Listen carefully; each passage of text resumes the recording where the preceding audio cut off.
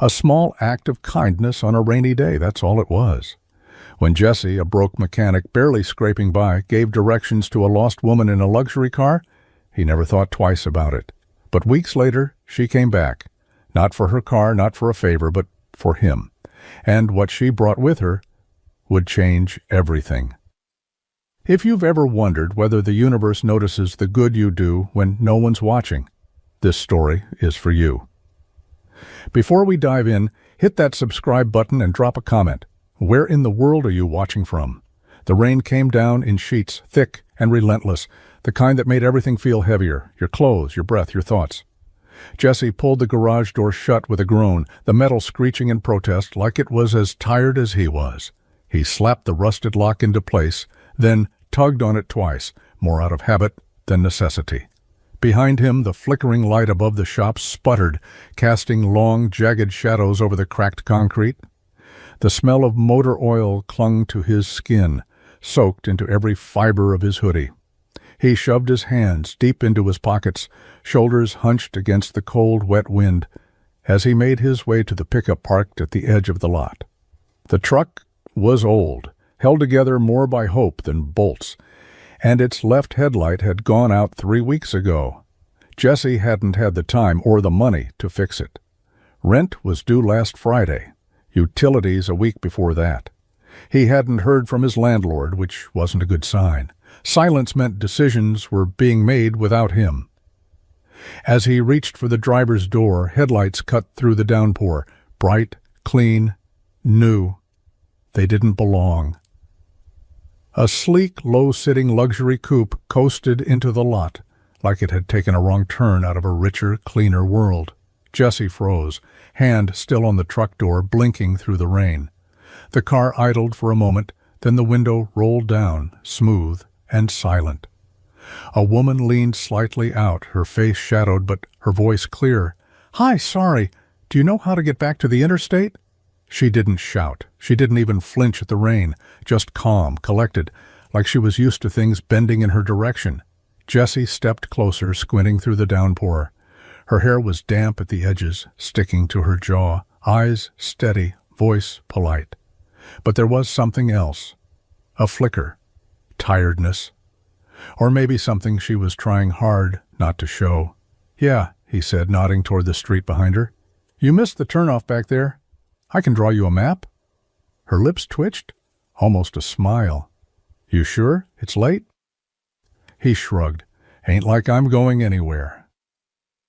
He ducked under the awning, grabbed a notepad off the workbench just inside the door. The rain kept coming, tapping it out a rhythm that made everything feel urgent and uncertain. When he handed her the paper, their eyes met for a second too long. "Thank you," she said softly. He just nodded, stepping back as she pulled away, taillights disappearing into the storm. Jesse stood there for a long moment, soaked, silent, watching the rain hit the empty pavement. Something about her stuck with him, even though he didn't know why. He didn't know she'd be back, and not just to say thank you.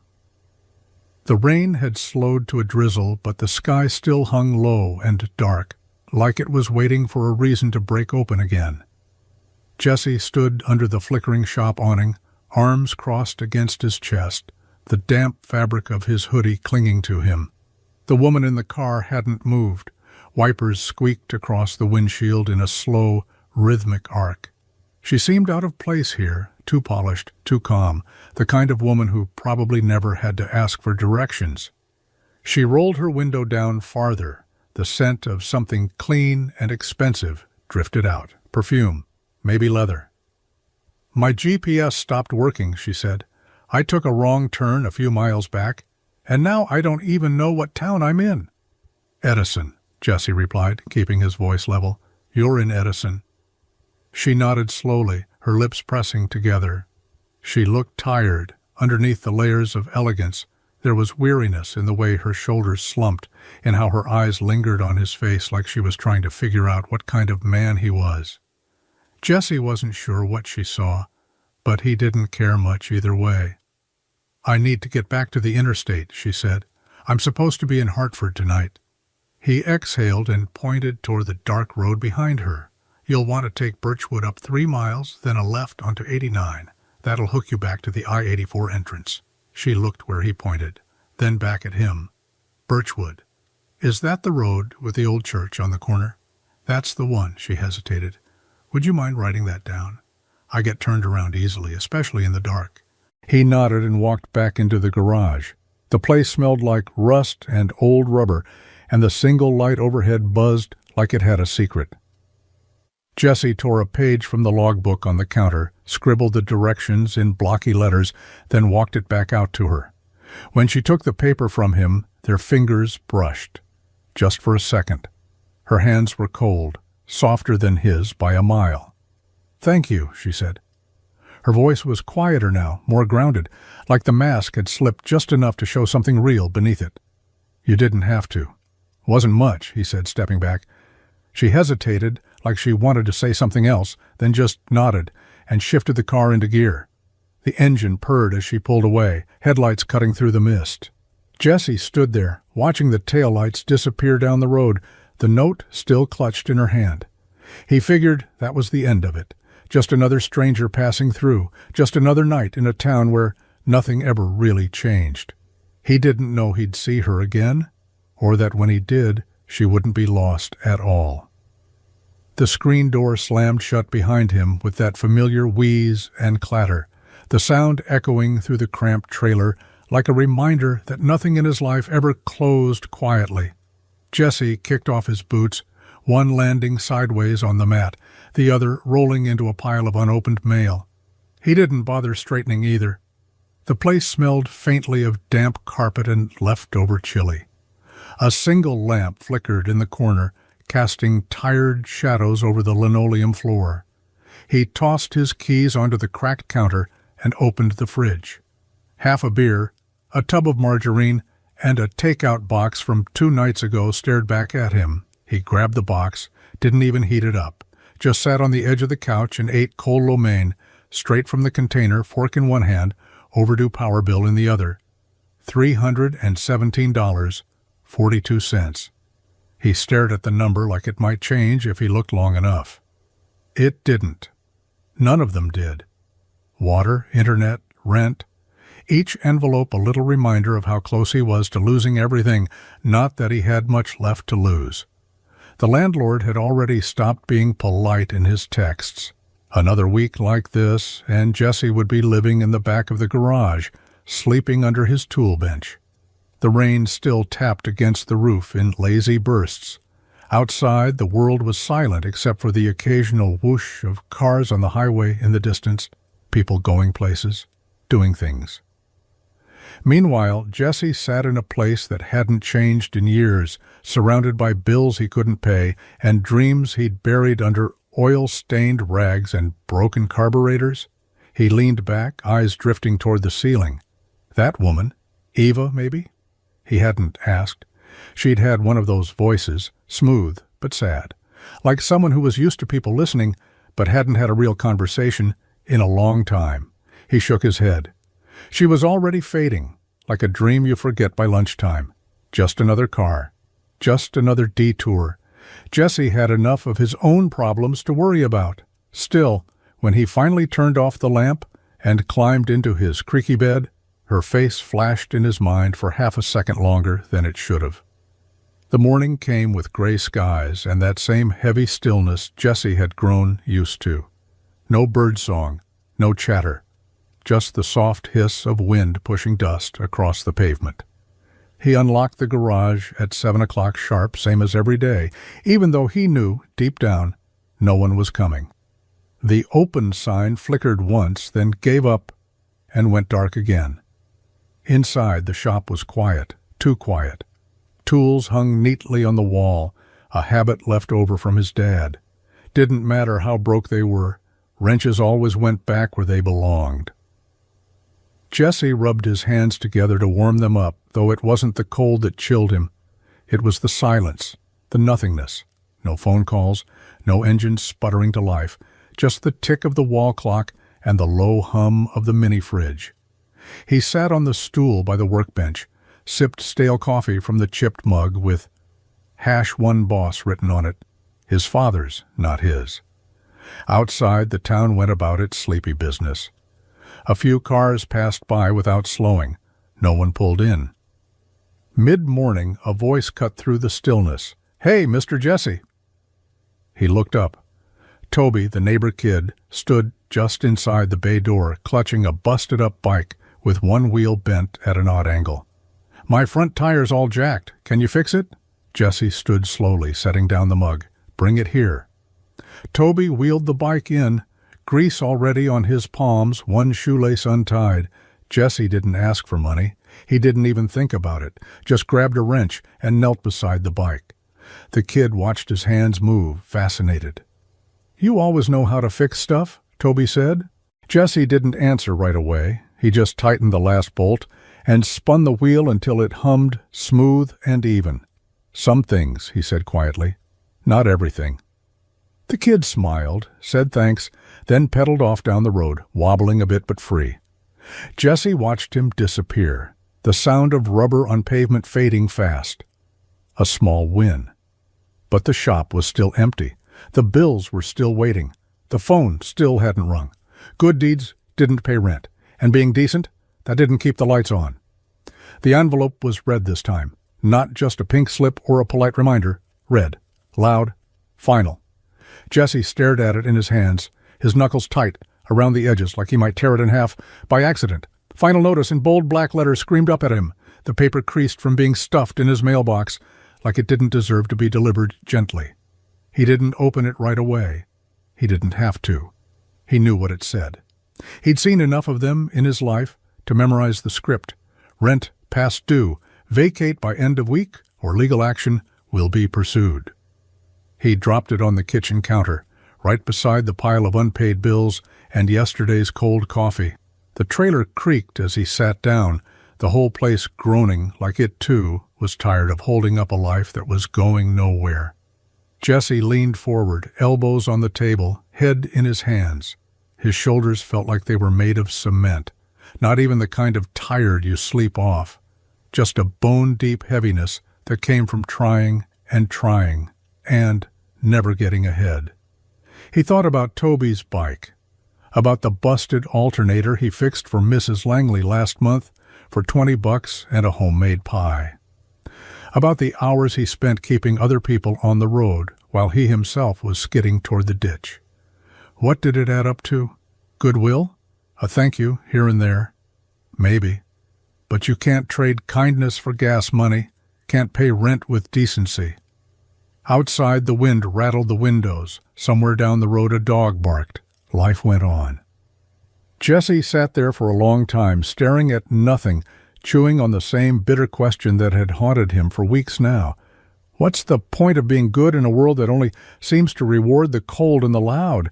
His phone didn't ring. His bank account didn't magically refill. No job rolled up to the garage needing a last-minute miracle. It was just him, in that small, fading space, wondering if he'd ever get more out of life than what he gave. It was just after noon when Jesse heard it, that low, unmistakable purr of an engine too smooth to belong anywhere near his shop. He didn't even have to look up from the carburetor he'd been scrubbing to know it wasn't a local. Nobody in Edison drove anything that clean. He wiped his hands on a rag and turned toward the entrance, expecting a tourist, maybe someone who'd gotten lost off the interstate again. But the moment he saw the car, his stomach clenched.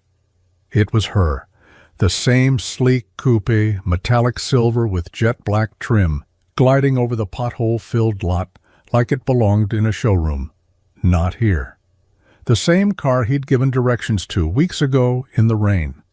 The same one that had faded from his mind and reappeared in the quieter corners of his memory late at night. The door opened and she stepped out. Different this time. Gone was the tailored coat and guarded stare. Today she wore jeans and a soft, oversized sweater that hung off one shoulder, her hair pulled back into a simple ponytail. No makeup, no pretense. But something about her looked more undone than dressed down, like she was trying hard not to be noticed, but hoping someone would see her anyway. Jesse stood frozen beside the workbench, the grease-streaked rag still in his hand, his heart thudding faster than it had in days. She walked towards him slowly, as if unsure of the welcome she'd receive. He didn't say anything, didn't have to. The silence between them stretched, thick with the weight of something unspoken. "I didn't think you'd remember me," she said, her voice softer than before, touched with something close to nerves. "I do," he said quietly. "Didn't expect to see you again." She glanced at the shop, then at him, as if trying to figure out whether it was safe to explain why she was back. "I was passing through, again." Jessie didn't believe that for a second, but he nodded anyway. She hesitated, shifting her weight. "Can we talk?" Jessie tossed the rag onto the bench. "Sure," he said. But his gut told him this wasn't going to be a quick conversation. Not this time. They sat on a pair of rusted folding chairs just outside the garage bay, the sun casting long shadows across the cracked concrete. Jessie still had oil on his knuckles, and Ava, he finally had a name for her now, seemed like she didn't know what to do with her hands. She kept fidgeting with the sleeve of her sweater, twisting the fabric between her fingers like it held all the words she wasn't saying. "I'm Eva," she said, finally breaking the silence. "Eva Moore." Jessie nodded slowly, his gaze steady. "Jessie." "I know," she said. "You told me that night." He let out a soft grunt, unsure what else to say. The memory of that night had lingered in his mind like a half-forgotten song, one you hum without realizing, even when you think it meant nothing, but apparently it had meant something to her. "I've been thinking about that night more than I should have," she said, glancing out at the empty lot like it might give her courage. "I know it probably didn't seem like much to you, just a stranger needing directions." He didn't answer right away. The breeze picked up, lifting dust from the ground, rustling the metal siding of the building. There was a heaviness to the moment, like both of them were dancing around something that wasn't fully shaped yet. "But it wasn't just directions," she continued, her voice low. "You were kind. You didn't treat me like I was a problem to solve. And you didn't ask questions or stare like I didn't belong." Jessie shifted in his seat, uncomfortable with the praise. "Didn't seem like the right time to play 20 questions." She smiled faintly. "No, it wasn't. But still, it stuck with me, more than I expected." He looked at her then, really looked. There was a tiredness in her eyes that hadn't been there before, like the weeks since that night hadn't been kind to her. But underneath that was something else, guilt maybe, or loneliness. "I came back," she said softly, "because I haven't been able to stop thinking about what it felt like to be seen without judgment." Jessie didn't know what to say to that, so he said nothing at all, just nodded once, slow and measured, and let the silence hold the weight of her words. Jessie wiped his hands on his jeans out of habit, glancing toward the silver coupe like it might suddenly sprout a mechanical issue if he stared long enough. "So," he said, jerking his chin toward the car, "what's wrong with it? Engine making noise? Battery?" Ava followed his gaze, then gave a quiet laugh, more breath than sound. "Nothing's wrong with the car." He frowned. "Oil change?" She shook her head. "Check engine light?" "No, Jessie," she said, softer this time. "It's not the car." He blinked, the silence stretching between them. "Then why are you here?" Ava hesitated, as if unsure how honest she wanted to be. Finally, she tucked a loose strand of hair behind her ear and looked him in the eye. "I needed to talk to someone who doesn't expect anything from me." That caught him off guard. "I thought maybe you had car trouble," he said, half defensive now, the walls going up. "That's all I really know how to fix." She smiled at that, a sad little curve of her lips. "Maybe I'm not asking to be fixed. Maybe I just wanted to sit somewhere that doesn't feel like a boardroom or a performance." Jessie didn't answer. He wasn't used to this kind of conversation, people bearing their soul before lunch. He fixed things, tangible things, things with bolts and gaskets and fluid leaks. Emotions were a whole different mess. "You ever have those moments," she continued, "where everything looks fine on the outside, but you're one pothole away from the whole thing falling apart?" He met her gaze. "Every day." That answer seemed to settle something in her. She leaned back against the wall of the garage, arms crossed, the tension in her shoulders loosening slightly. For a minute, neither of them spoke, just listened to the wind rattle the old signage, to the sound of the world going on around them without asking how either of them was holding up. "I didn't come here to drop off my car," she said, after a long pause. "I came back because that night stuck with me, and I figured maybe it meant something." Jesse looked down at his grease-stained hands, then back at her. "Didn't think a guy like me would matter much to someone like you." "You'd be surprised," Ava whispered. "Who matters when everything else starts to fall apart?" The diner was the kind of place where time stuck to the walls. Grease-stained menus, cracked vinyl booths, a jukebox in the corner that hadn't worked since the Bush administration. Jesse hadn't been there in months, maybe longer. But when Eva asked if he wanted to grab a coffee, he didn't say no. Now they sat in a booth by the window, mugs steaming between them, the silence thick with things unspoken. Outside, the sky was overcast, the light soft and colorless. Jesse stirred his coffee even though he drank it black. Ava watched him for a moment before she spoke. "I'm not passing through," she said. "Not really." He looked up, one brow raised. "I told you I was heading to Hartford that night," she continued, fingers tracing the rim of her mug. "Truth is, I canceled the meeting I was supposed to be at. I couldn't do it. I sat in the car for 10 minutes in the parking lot before turning around." Jesse nodded slowly. "Was it that bad?" She gave a quiet laugh, but it didn't reach her eye. "It wasn't one thing. It was everything. I'm the founder of a company called Helix Innovations. We build tech platforms for startups, financial tools, AI integrations, scalable infrastructure, sexy stuff." He blinked. "Sounds complicated." "It is," she said. "It's also exhausting. Every room I walk into, I'm either the youngest person or the only woman, or both. And everyone wants something from me, an endorsement, a partnership, a soundbite that can twist into a press release." She paused, took a sip of her coffee, then set it down carefully. "That night, when I got lost, I hadn't planned on stopping anywhere. I was supposed to just keep going. But I saw your shop, and for some reason, I turned in." Jesse leaned back, watching her. "And now," she said, her voice quieter, "I'm just tired of pretending I have it all figured out. I'm tired of smiling in rooms where I don't feel seen. I guess I came back because I remembered what it felt like, just for a moment, to be a person and not a brand." Jesse looked out the window, then back at her. "Well," he said, lifting his mug slightly, "you came to the right place if you're looking for people who don't pretend to be anything they're not."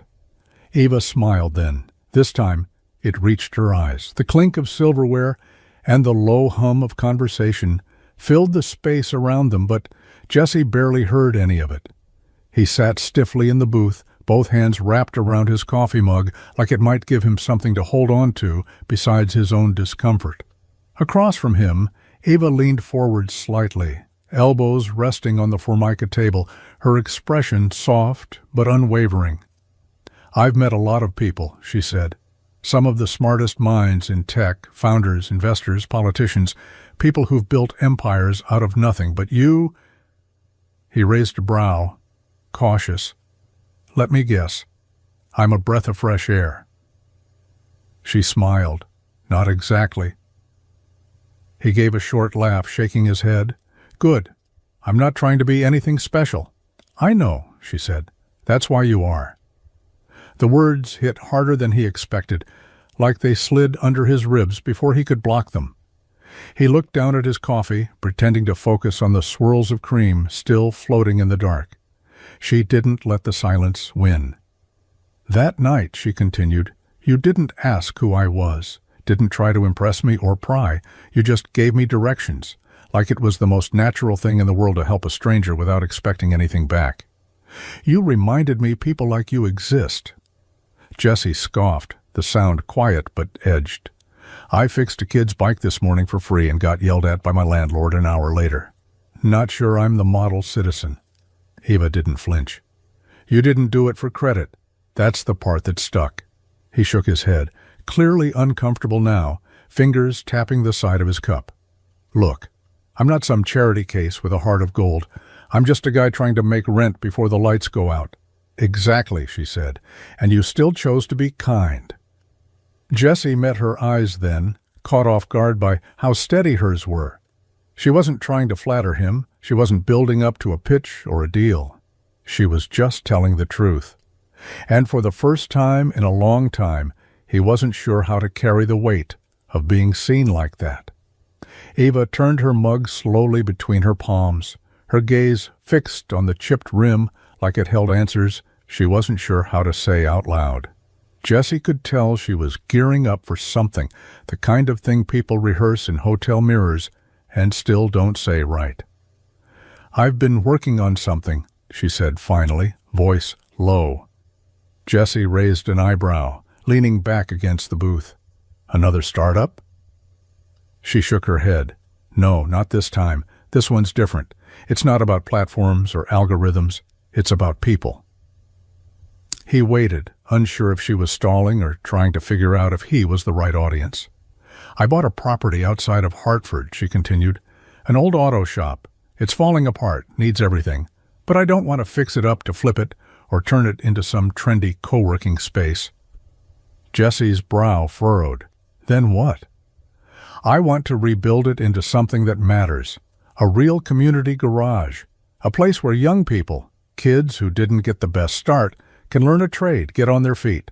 Apprenticeships, mentorship, maybe even a small repair business attached to it, so they can earn while they learn." Jessie stared at her, unsure whether to laugh or call her bluff. "And here's where you come in," Eva added. Now he did laugh, a dry, incredulous sound. "You're kidding." "I'm not. I fix trucks, Eva. I don't do after-school programs." "You do more than fix trucks," she said, her tone sharper now. "You show up. You help people who can't pay you. You teach kids how to patch their own bike tires. You care, Jessie. And that's exactly the kind of person I need for this." He shook his head, almost amused. "You've got the wrong guy. I can barely keep the lights on in my own place." "Then let me help you," she said, leaning forward. "This doesn't have to be charity. It can be a partnership. I handle the logistics, the funding. You handle the heart." He looked away, jaw clenched. "Why me?" "Because you're real," she said simply, "and I'm tired of building things with people who only care about numbers." Jessie didn't have an answer to that, just the echo of her words and the quiet, stubborn beat of something he hadn't let himself feel in a long time, possibility. Jessie walked her back to her car more out of politeness than anything else, hands shoved deep into his jacket pockets, jaw tight. He hadn't said yes, hadn't even said maybe, just listened while Eva laid it all out in that calm, determined way she seemed to have mastered, like the world didn't get to tell her no anymore. The sky had started to shift, clouds rolling in heavy and low, threatening another round of rain. The wind picked up, tossing dust across the lot and making the silence between them feel even heavier. At her car she opened the door, then paused, reaching into her purse. "I know it's a lot," she said, pulling out a small black card and a cheap burner phone still in its plastic. "Take the weekend. Think about it." Jessie glanced down at the items in her hand like she was offering him a bomb. "I don't need a phone," he said. "It's prepaid," she replied. "No strings. You don't even have to keep it. Just, if you change your mind, call me." He didn't move. She pressed the card and phone into his hand anyway, her fingers brushing his. "You don't have to keep struggling, Jessie. You're allowed to want something more." He stared at her. "I'm not your project." Her eyes didn't flinch. "I'm not here to fix you. I'm asking you to build something with me." He looked away, the lump in his throat rising faster than he liked. He didn't know how to explain that wanting more scared him more than losing what little he already had. That he wasn't used to people offering things without strings or pity attached. "I'll be in town until Monday," she said, easing into the driver's seat. "After that, I head back. But my offer stands." He said nothing, just nodded once, too quick. She closed the door and rolled down the window before she pulled away. "You asked me why you," she said. "Because when everything else feels fake, you don't. That matters." Then she was gone, tail lights vanishing into the dusk. The wind died down, and Jesse was left standing alone in the middle of the lot, holding a phone he didn't ask for and a card that felt like a key to a life he wasn't sure he deserved.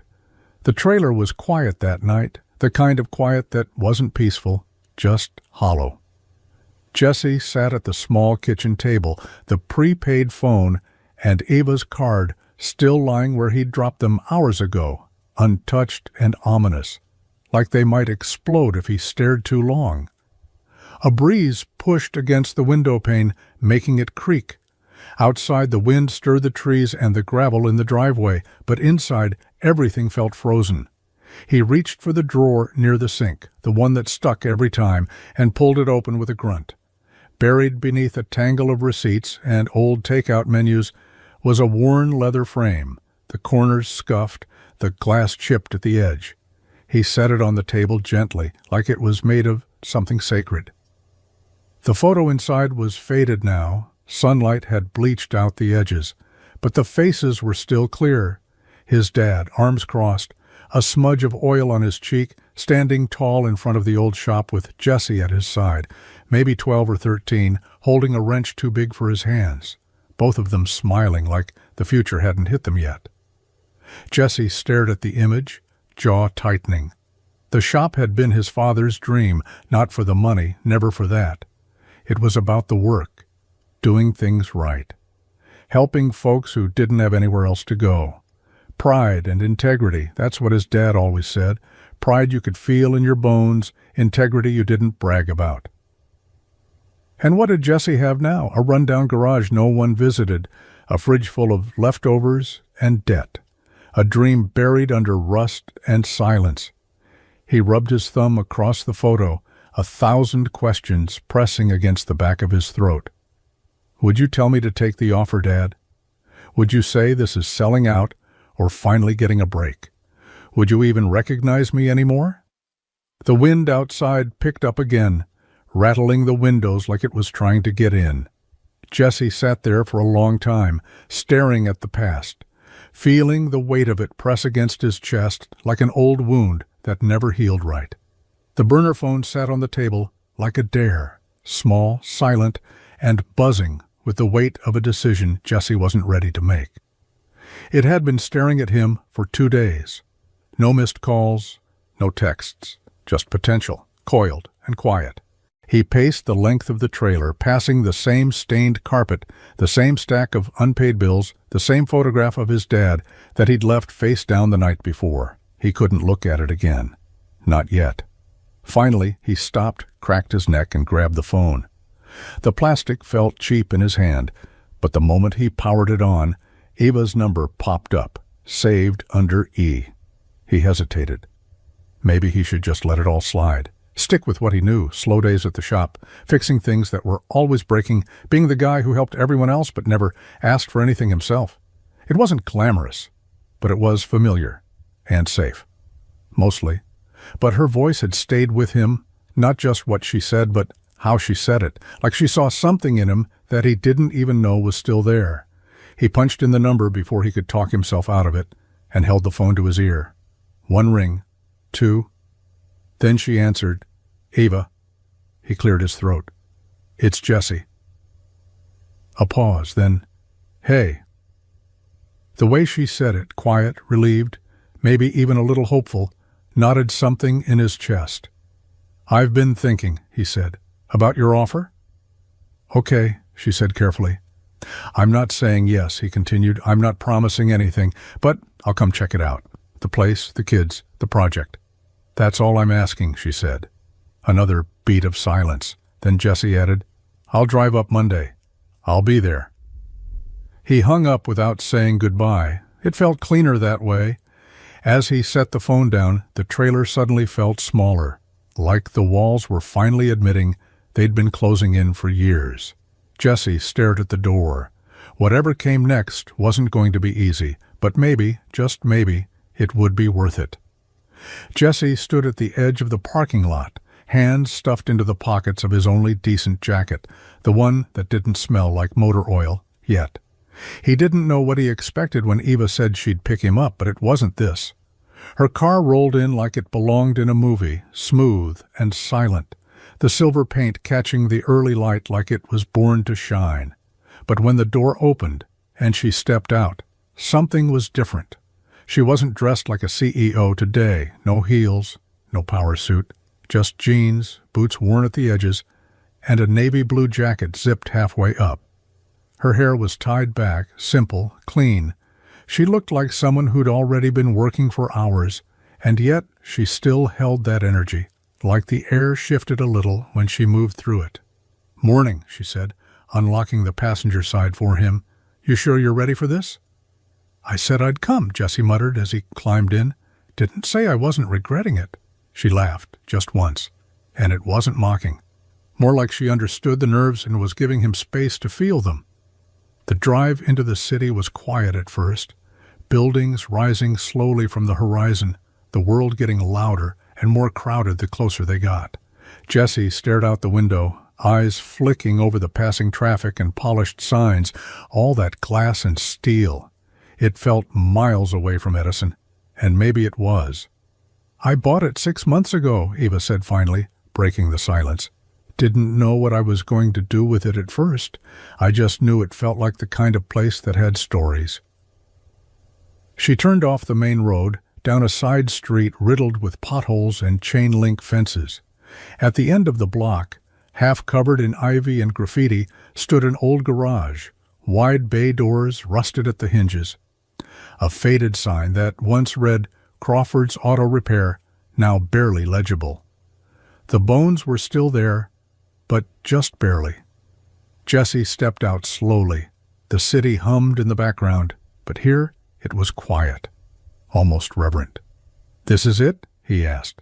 Eva nodded. "This is where it starts." He stared at the building, the cracked concrete, the busted windows. It looked like hell, but it also looked like a second chance. They stood in the middle of the gutted garage, dust rising with every step, sunlight filtering through the holes in the roof like scattered hope. The place smelled like mildew and rust, a long-forgotten space that had seen better days and then some. Jesse turned in a slow circle, taking it all in, the cracked cement floors, the exposed wiring, the shattered glass underfoot. It felt haunted, not by ghosts, but by what it used to be, what it could have been. Eva stepped forward, unfolding a set of papers from the leather folder tucked under her arm. She spread them across the hood of an old Chevy Nova that hadn't moved in years, its paint chipped and faded like the rest of the block. Blueprints, real ones. "I want to tear out this entire wall," she said, pointing. "Make room for a second bay, teaching space, with tools lined up like in a real shop. Over there we'll build out a classroom, nothing fancy, just enough room for 10, maybe 15 kids. A small office in the back, counseling space.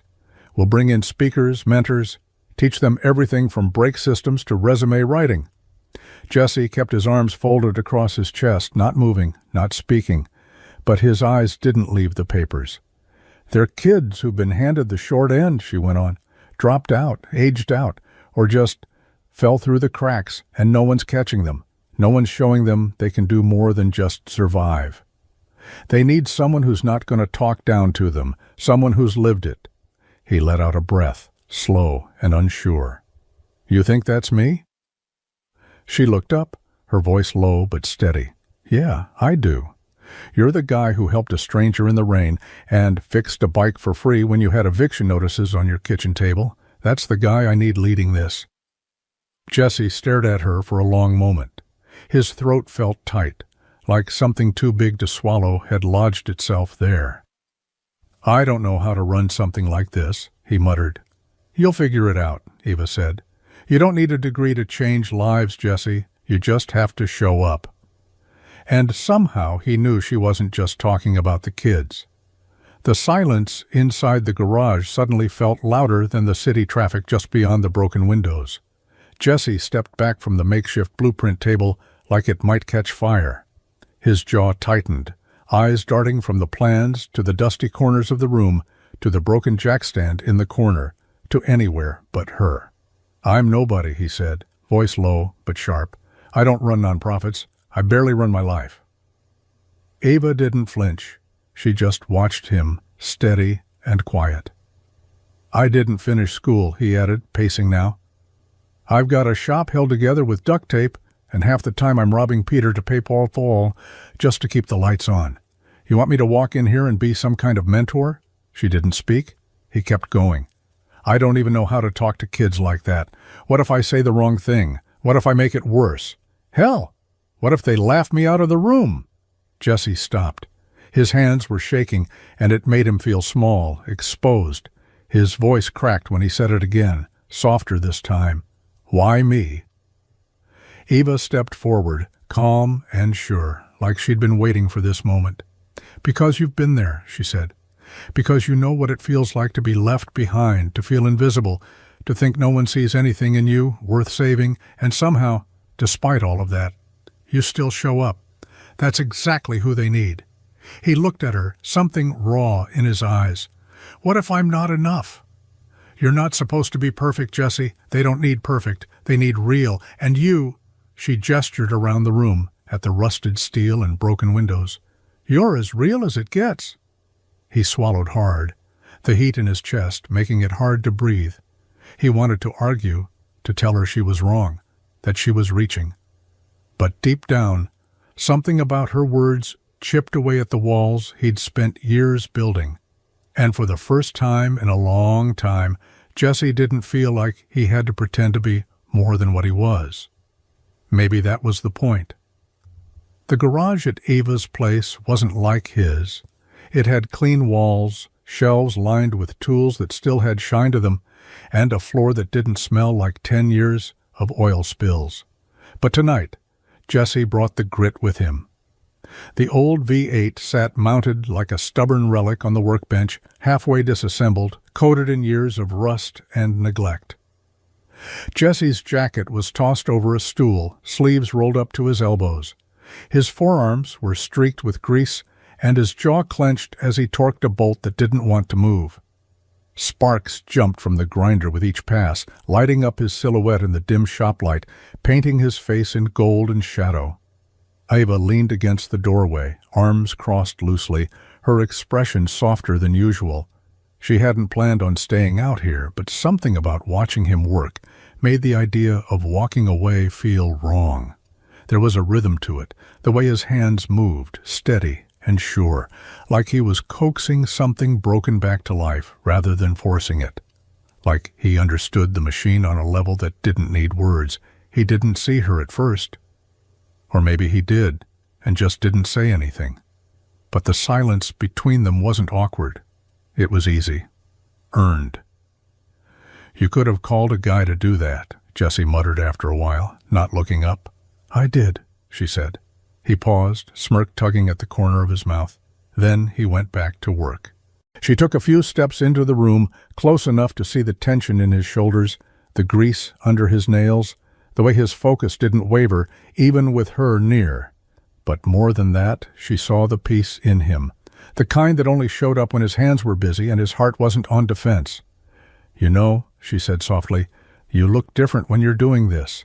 He looked up, eyebrow raised. "Greasy." "No," she said, smiling. "Like you're right where you're supposed to be." That made him pause, not because he didn't believe it, but because maybe for the first time he did. The engine was still warm when Jesse set the wrench down and wiped his hands on a rag, grease smearing across the worn denim at his thighs. Ava handed him a bottle of water, their fingers brushing for a second too long as he took it from her. He muttered a quiet thanks, and she smiled without saying a word, settling beside him on the bench near the work table, the night air slipping in through the cracked garage window. Outside the world was dark and still, but in that small pocket of space, time felt suspended. The sharp edge of their lives, the expectations, the labels, the second-guessing, dulled in the quiet. They talked for hours without realizing, about small things, big things, things people don't usually share unless they trust each other more than they're willing to admit. Jesse told her about his dad, how the man never took a sick day in his life, how he taught Jesse how to feel the weight of a socket wrench before knowing if it was the right one. Ava told him about growing up in a house that was always too clean, too quiet, how silence wasn't peace there. It was performance. They laughed about stupid stuff. Jesse's childhood obsession with monster trucks. Eva's failed attempt to make brownies from scratch at age 10 that ended with a broken oven and a fire extinguisher. The laughter came easy, the kind that makes your chest ache but clears a part of you nothing else can. And then the quiet came, not awkward, just heavy, meaningful. She looked at him, eyes warm, searching. He looked back, mouth slightly parted like he wanted to speak but didn't trust his voice. The space between them felt fragile, electric. Jessie's hand twitched, instinct pulling him forward just a few inches. Her gaze flicked to his lips, and for one breathless moment, neither of them moved. Then she pulled back. Not fast, not dramatic, just enough to break the spell. "I should go in," she said, her voice softer now, almost an apology. Jessie nodded slowly, swallowing the words he didn't say. He watched her walk toward the house, her shoulders tense, like the distance hurt more than it helped. The door clicked shut behind her, and Jessie sat there alone, still feeling the warmth of her next to him, wondering what it meant that she didn't stay, and what it meant that he wanted her to. The conference room at Helix's downtown headquarters felt colder than usual, the kind of cold that came not from the air conditioning but from tension. Ava sat at the head of the long glass table, her shoulders squared, face unreadable. Around her, board members shuffled papers, tapped pens, cleared throats. They were waiting for her to explain herself. "Ava," Gerald Marks began, tapping the table with his knuckles like a metronome for disapproval. "We need to discuss the optics of your recent involvement, outside of company operations." She already knew where this was going. "This initiative," he continued, "this garage project, it's drawing attention, not the good kind." Ava said nothing, folding her hands calmly in front of her. Gerald glanced at the others, then back at her. "You've tied your name, your public credibility, to someone with no formal experience, no education beyond high school, no record of managing a business." She kept her expression even, but her pulse had started to tick in her ears. "Look," another board member added, softer but still pointed, "we understand this project is personal to you, but it reflects on Helix. Investors are asking questions. They're wondering if your focus is slipping." Ava's fingers tightened slightly, almost imperceptibly. "My focus is on building things that matter." "With respect," Gerald said, "you built this company on strategy and control. This Jesse guy, he doesn't belong in your world. And if he crashes and burns, so does the narrative. You've worked too hard to let this become your downfall." The word downfall hung in the air like smoke. She took a slow breath, met Gerald's eyes. "Jesse didn't ask for this. I brought him into it because I believe in what he can do. He's not polished, but he's real. And real is something we've been missing." "You're putting your reputation on the line," he warned. "Then let it be on the line," Ava said flatly, "because if this company can't stand for something beyond quarterly earnings, maybe it's not the legacy I thought I was building." She stood before they could say anything else. As she walked out of the room, her heels clicking against the floor, doubt crept in like a shadow behind her. Not about Jesse, but about whether the world she'd built could handle someone like him, or someone like her, when she wasn't playing their game. The garage smelled like fresh sawdust and motor oil, new beginnings, and old habits colliding in the air.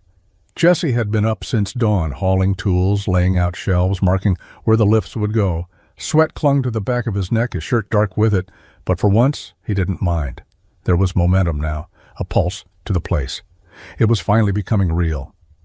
He walked toward the front office to grab the blueprint notes Ava left on the desk. The door was half closed, the blinds drawn. As he reached for the handle, her voice slipped through the crack in the frame, low, clipped, nothing like the calm warmth she usually carried. I know it's risky, she said. A pause. Yes, the board is already breathing down my neck. Jessie froze. It's not about the PR, she continued. It's about whether I misjudged the situation, whether I put too much faith in the wrong person. Her voice dropped lower. He couldn't hear the rest. Didn't want to. His ears rang with just those words. The wrong person. He stepped back, the floorboard groaning under his boot. Inside, the conversation stopped. A chair shifted. Hold on, Ava said. But Jessie didn't wait. He turned and walked out, heart hammering, jaw clenched so tight it hurt. Each step across the concrete echoed, louder and louder in his head. Wrong person. Misjudged. Didn't matter what else she said. He'd heard enough.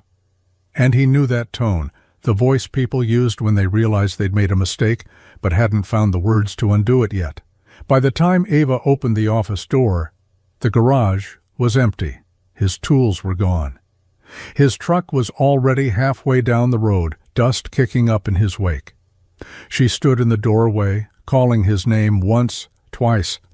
But the only thing that answered was the sound of her own silence, and the weight of a misunderstanding that had already started to spread like rust. The bell above the garage door jangled when Jessie pushed it open, a sound that used to feel like home, familiar, comforting. Now it just echoed. Dust hung in the sunlight, streaming through the narrow front windows, dancing in the air like it hadn't been disturbed in days. He dropped his tool bag onto the counter, the thud heavier than it should have been. The smell of old oil and burnt rubber still lingered, same as always, but something about it made his stomach turn now. He walked through the shop slowly, checking the plugs, the breaker box, flipping the light switch just to hear the buzz. Everything worked, everything functioned, but nothing felt alive. Jessie stood in front of the same lift that had carried 100 cars before, staring at it like it was supposed to offer him answers. But the shop didn't speak. It never had. He'd just always known what to do here. Wrench, patch, replace, move on. But now his hands hesitated over tools they once knew without thinking. The motions were still there, muscle memory kicking in, but the weight behind them had shifted. He tried to focus, changed the oil on a neighbor's truck, tightened a serpentine belt, spoke only when necessary. But everything moved slower, emptier, like the engine inside him was misfiring, a part missing he couldn't quite name. Until he did. Ava. He hadn't heard from her. Not a text, not a call. Maybe she was too busy saving face with her board. Maybe she was letting the silence do the talking. He didn't blame her. He wasn't exactly graceful about the exit, but she didn't chase him either. Maybe that meant she didn't want to. He ate dinner alone that night, a microwave burrito and a beer, sat on the same worn couch, same flickering TV in the corner. But it all felt thinner now, like returning to a movie you used to love, only to realize it doesn't hit the same way anymore. Back to square one, that's what it was. Only this time, square one didn't feel like the beginning. It felt like something he might never be able to come back from. The garage door creaked open just as Jessie was tightening the bolts on an old alternator. He didn't look up at first. Probably a customer, maybe someone needing air in their tires or directions to the nearest gas station. He wiped his hands on a rag, not in any rush. But then he heard the footsteps, sharp, deliberate. He turned slowly, already knowing. Ava stood in the doorway, her jacket still dusted with city grit, hair windblown, eyes locked on him like she hadn't blinked since she got out of the car. "You left," she said. Jessie didn't answer. "You didn't call. You didn't even ask." Still nothing. She stepped farther in, the air between them tight, brittle. "You overheard one line of a conversation and ran. Is that how you handle everything that scares you?" He tossed the rag onto the bench, jaw clenched. "I didn't run." "You left the project. You ghosted me." "I didn't want to be your project," he snapped. Her expression shifted, like she hadn't expected him to say it out loud. Jessie shook his head, pacing a few steps before turning back to her. "That garage. All your plans, your blueprints, your board, breathing down your neck. I saw it coming. Eventually, I'd be the guy they point to when it goes wrong, the unqualified one, the wild card. She crossed her arms. So what? You thought I was just building something for charity? That I pulled you into this to feel good about myself? He didn't answer. I didn't bring you in to fix your life, Jesse, she said. I brought you in because I believed in you, because I saw something real, something I couldn't find in a room full of people with perfect resumes. He stared at her, breathing hard, fists balled at his sides. The silence held for a long moment. I'm not used to people believing in me, he said finally, voice low. Especially not people like you. Then get used to it, she said, her voice trembling now, not with anger, but with everything else. And for the first time, Jesse didn't feel angry or defensive. He just felt tired, of hiding, of doubting, of pushing away the one person who'd seen something in him no one else had ever bothered to look for. The rain started just as the last of the daylight slipped behind the trees, soft and steady against the garage roof.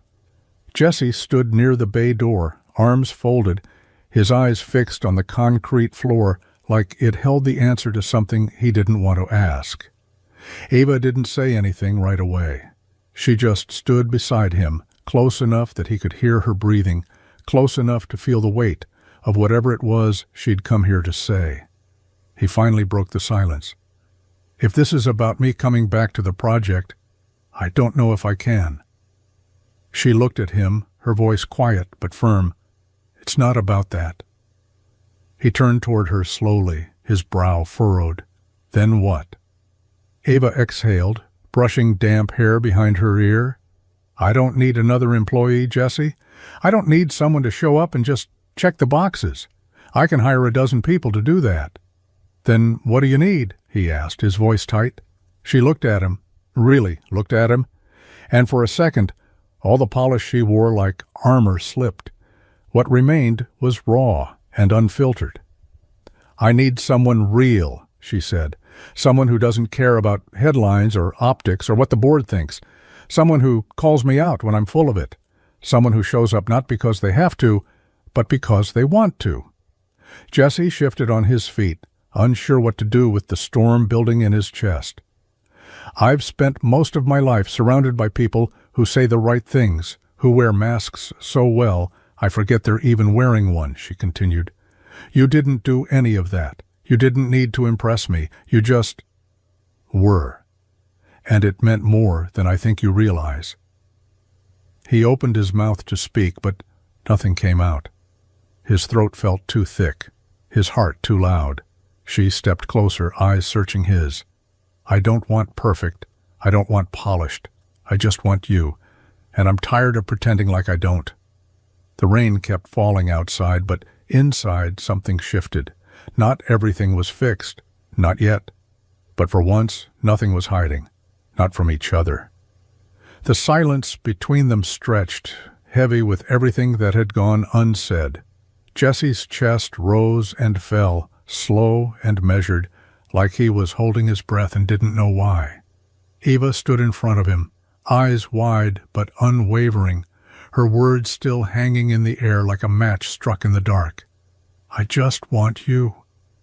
He didn't move at first, didn't speak, but something in his expression shifted, like the walls he'd kept up were finally starting to crack, not from pressure, but from the sheer exhaustion of keeping them standing. I don't know how to be what you need, he said, voice hoarse, barely above a whisper. Ava took one step closer, then another. You already are. The rain outside thickened, hitting the roof in steady waves. Inside the shop was warm, lit only by the faint yellow glow of a single overhead light, dust swirling gently in its beam. Jesse's eyes searched hers, not with suspicion this time, but with a kind of disbelief, like he was afraid to believe her, and even more afraid that he already did. Her hand brushed his arm, not a pull, not a plea, just contact, honest and simple. It felt like everything else fell away in that moment, the shop, the world, the past, and all that remained was her touch, and the space between them shrinking. He leaned in slowly, hesitantly, like he was giving her one last chance to change her mind. She didn't. When their lips finally met, it wasn't desperate or rushed. It was quiet, steady, like an answer to a question neither of them had been brave enough to ask. His hand moved to the side of her face, rough palm brushing against her cheek, and she leaned into it like she'd been waiting for that feeling for longer than she could admit. The kiss deepened, not with urgency, but with weight, with history, with the fragile understanding that sometimes broken things don't need fixing, they just need someone to see the value in the cracks. When they pulled apart, neither spoke. They didn't have to. The moment had already said everything. The smell of fresh paint and motor oil filled the air, but this time it wasn't the scent of something falling apart. It was the scent of something just beginning. The garage, once broken and forgotten, now buzzed with life. Kids moved between tool benches, some turning wrenches, others leaning over engine blocks, their faces lit up with curiosity instead of doubt. The clatter of tools and laughter ricocheted off the newly hung banners that stretched across the back wall. Turn the key. Build the future. Jesse stood just inside the bay door, the sunlight casting a warm glow across the concrete floor. His shirt was crisp for once, tucked in, a fresh patch stitched on his chest. Boss. He kept tugging at the collar like it didn't quite fit, but his eyes betrayed the truth. He was proud. He just didn't know how to wear it yet. Doesn't it look half bad, he muttered, mostly to himself, watching a kid named Elijah teach another how to safely jack up a car. The two of them had shown up just a week ago, quiet, wary. Now they laughed like they'd always belonged here. Beside him, Eva leaned against the doorframe, arms crossed, a smile tugging at the corners of her mouth. She wore jeans and a Helix-branded zip-up, blending in like she didn't own the building, like she hadn't fought tooth and nail to make this happen. "You did this," she said, nodding toward the chaos of youth and gears and grease. He glanced at her, then back at the room. "No, we did." She looked at him, and something softened in her eyes. It wasn't just pride, it was admiration. Not for the boss patch, not for the building, for the man who'd almost walked away from all of it. A student shouted for Jesse's help, and he excused himself with a small smile. As he crossed the garage, his step steady and sure, Eva watched him disappear into the crowd of kids now learning how to build engines, and maybe something more. The garage wasn't perfect, neither were they, but it was real, and it was theirs. The sky was that soft kind of blue that only comes after a storm, the kind that makes everything feel new, like the world's been rinsed clean. The garage buzzed with its usual rhythm. A socket wrench clinked against metal, someone dropped a screwdriver, and a kid let out a frustrated groan when a bolt refused to turn. Jesse stood near the front, leaning against the hood of an old Dodge the kids were rebuilding as a team project. His hands were in his pockets, but his mind was miles away. A car pulled up, not flashy, not new, just worn and dusty, with out-of-state plates and a tired hum in the engine that told him it was holding on by a thread. The driver's side window rolled down, and a woman leaned out, squinting at the building. "Hey," she called, "I'm trying to find the highway. My GPS just died, and I think I took a wrong turn somewhere back near that split by the diner." Jesse pushed off the Dodge and walked toward her slowly, that old familiar feeling creeping in. Not déjà vu, something deeper. Echoes of a rainy night, a lost driver, a life that hadn't been the same since. He reached the car, smile easy, grounded. "You're not far off," he said. "But yeah, this town's got a way of confusing folks who don't know the back roads." She laughed nervously. "I'm usually pretty good with directions, but today's just been a mess." He nodded toward the building. "Well, you're in luck. I've got a map inside, and if you've got a few minutes, there's hot coffee too." She blinked, caught off guard by the kindness. "Are you sure?" Jesse stepped back and waved her toward the garage. "Positive. Come on in." The woman parked, got out, and followed him through the wide-open doors. Inside, kids worked, laughed, cursed under their breath at stripped bolts and then laughed again. The air smelled like motor oil, sawdust, and something even rarer, belonging. Jessie poured 2 cups of coffee as she looked around, eyes wide with surprise, and he realized for the first time he had become the map. The stop on someone else's lost road, the place you didn't mean to find but were damn glad you did. Sometimes it doesn't take much. A moment, a decision, a choice to pull over instead of driving by. That's how it started for Jessie. Just a rainy night, a stranger with a map in her hands and something heavier in her eyes. He didn't know that a simple act of kindness would come back in a form he never expected. He didn't know that giving directions would lead to rebuilding more than just an engine, that it would lead to rebuilding lives, including his own. There wasn't a grand plan, no polished elevator pitch, just grease-stained hands, a tired heart, and the quiet hope that maybe, just maybe, he could be part of something bigger than the bills stacked on his counter and the silence of his empty shop. And Ava, she didn't need saving. What she needed was something real, someone who didn't care about status or headlines, someone who reminded her what it felt like to be grounded, seen. Together, they built more than a garage. They built a place where broken things weren't discarded. They were given time, attention, and belief. A place where kids who'd been forgotten found purpose in turning wrenches and feeling the weight of tools that, for once, belonged in their hands. So maybe it was never about the shop. Maybe it was about the space between 2 people who didn't know they needed each other, about the space they made for others who'd never had one. Because sometimes the smallest gestures ripple further than you'll ever see. A smile, a wrench, a moment of choosing compassion over convenience. And maybe that's all life really is, one small act at a time, waiting to be passed on. So if you've ever wondered whether kindness still matters, maybe Jessie's story is your answer. And if it moved you, if it reminded you of something you forgot you believed in, share it. Pass it on. Someone out there might just be one gesture away from finding their second chance. Don't forget to subscribe for more stories like this and drop a comment telling us what kindness has meant in your life. We're listening. We always are.